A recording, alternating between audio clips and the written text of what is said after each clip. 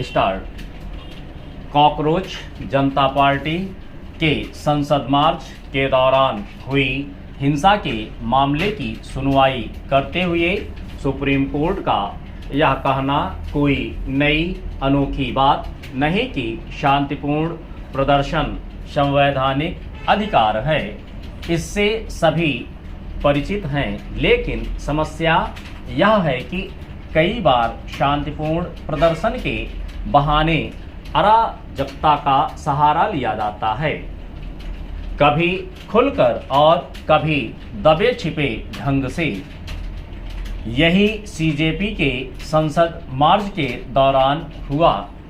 CJP के समर्थक जब तक जंतर मंतर पर बैठे रहे तब तक कहीं कुछ नहीं हुआ।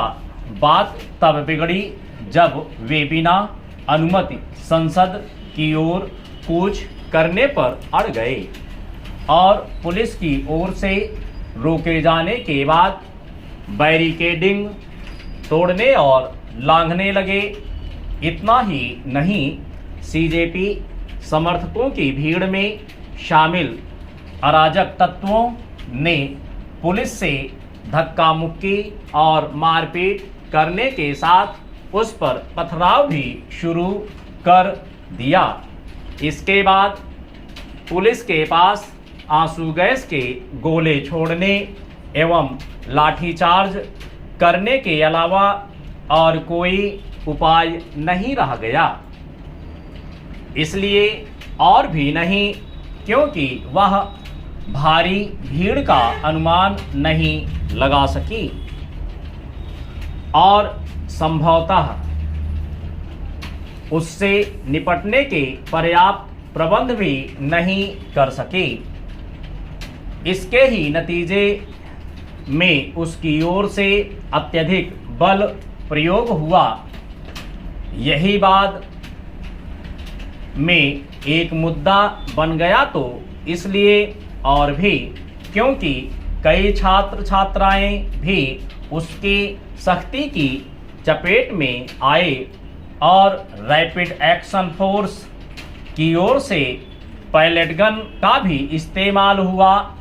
इसके बाद भी इस तथ्य की अनदेखी ना की जाए कि संसद मार्च के दौरान प्रदर्शनकारियों के साथ बड़ी संख्या में पुलिसकर्मी भी घायल हुए।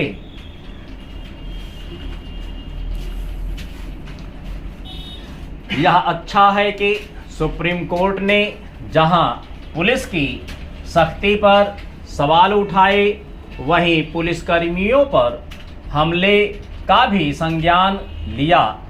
चूंकि अपने समर्थकों की भीड़ में अराजक तत्वों के घुस आने की बात सीजेपी के पदाधिकारियों ने खुद भी मानी थी, इसलिए वे यह नहीं कह सकते कि उनका संसद मार्च पूरी तौर पर शांतिपूर्ण था।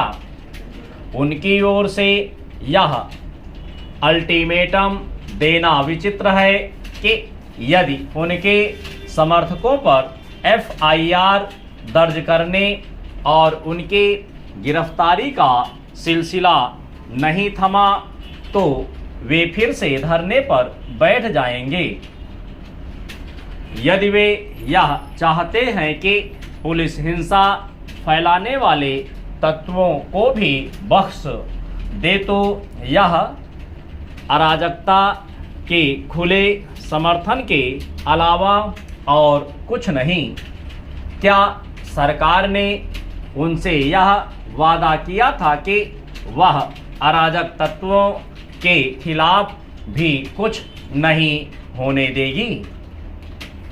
उचित यह होगा कि सुप्रीम कोर्ट यह सुनिश्चित करे कि शांतिपूर्ण प्रदर्शनकारियों के नाम पर अराजक तत्व बचने न पाएं। सुप्रीम कोर्ट ने शांतिपूर्ण प्रदर्शन का प्रोटोकॉल बनाने की जो आवश्यकता जताई, उसकी पूर्ति वह स्वयं ही करे तो बेहतर। उसे यह भी देखना होगा कि इस प्रोटोकॉल का पालन भी हो।